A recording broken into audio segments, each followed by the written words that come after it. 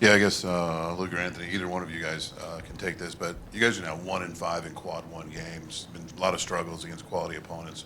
What do you see is happening? What's going wrong in those games? Oh, we're not playing tough enough. I think we need to come out and be ready, stick to the game plan and the scouting report. And, I think that's been our biggest issue so far is we come out and let teams kind of punk us in a sense. And, I think we need to be better and have a closer attention to detail on the scouting report and take pride in what we do. Again, I guess for either of you, just defensively in particular, just are there things that are just kind of breaking down at the moment that maybe in real time you're struggling to fix, whether it's penetration or it's covering shooters in certain areas?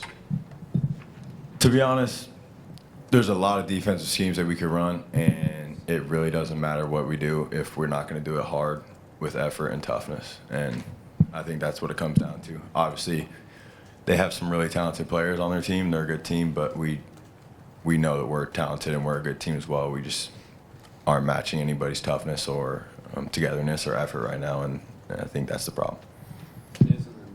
For either or both of you, I mean, the slow starts have been kind of an issue throughout the season. What's kind of been the issue kind of coming out in these games kind of flat? I mean, do you sense that in practice at all? Is there an issue? I mean, where do you see that coming from?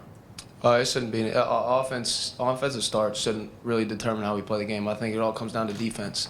If we score above 55, 60 points in a game, then we need to be able to win games like that. So regardless if it's slow starts, fast starts, whatever it is, I don't even think we started out slow today. It was like 10-8 after the first four. So, at the end of the day, it starts on the defensive end. So regardless of how we play offensively, how we shoot the ball, we need to have the pride and be able to sit down on defense and grind out games.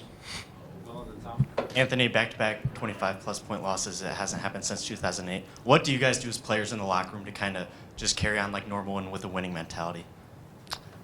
I don't think we carry on like normal. Obviously, things need to be addressed between, players and themselves and players and each other. And I think that's really the root of it is we just got to lock in, look in the mirror, and understand how embarrassing this is and how unacceptable it is, and just understand that nobody gets where they want to go if the team doesn't win. So just reassessing everything and setting our priorities straight, man to man and man to himself, and just finding ways to win games.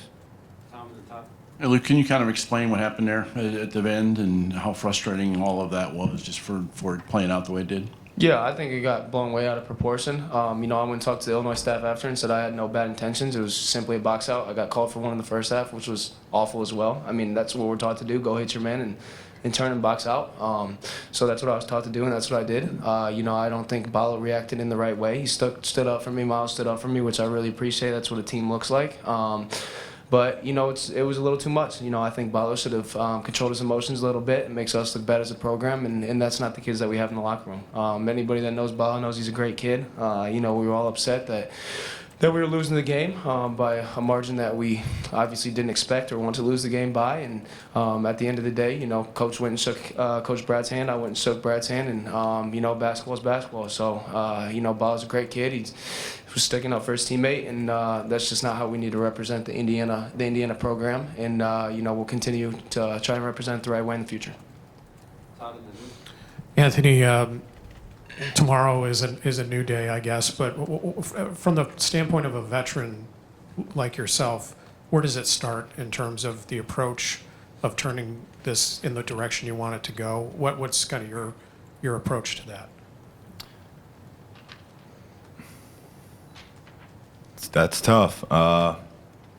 Obviously, things aren't going the way that they're supposed to go right now, and that's a problem that we all have to understand amongst ourselves, I think, first, and then just coming in with the right mindset every day. Sure, we did just lose 2, but now we're staring 9 quad one games in a row right in the face. So we have 2 different options, and I think as long as we can all get on the same page about the fact that we can win those 9 games, turn this season around, and we can make everybody's dreams come true, right? So I think it's just approaching every day with a new, fresh mentality and understanding that we do have a lot of work to do and the work needs to be done.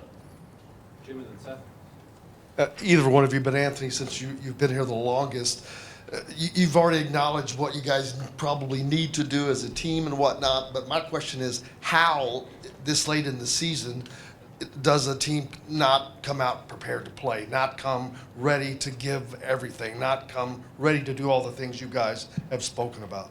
Sure. Well, winning's obviously hard, and like Luke said, at the first media timeout, it was 10-8, so it's not like we weren't coming out ready to play per se. I think it's just understanding how hard winning is and what it requires, and the fact that you have to be able to sustain punches, remain composed, and take the runs, because it's a game of runs, and we have to get better in that department, and just remaining composed, staying true to our scouts, staying true to our offensive concepts and the things that we've had success with in the future. It just can't be done in spurts, and it's got to be able to be done when it gets tough. So I think that's really what it comes down to, and hopefully we'll be able to put that together. Last question, sir. Luke, the crowd was pretty restless tonight. Even from the beginning of the game, before the game even started. Just, I guess, what do you say to the fans, who are reacting and lashing out almost the way they were tonight, and I guess for why they should stick by you?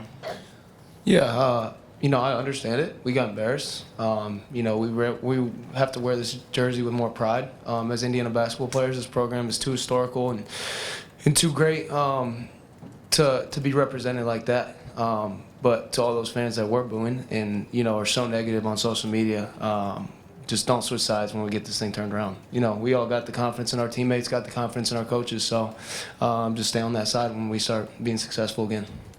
Thanks, guys. Agreed.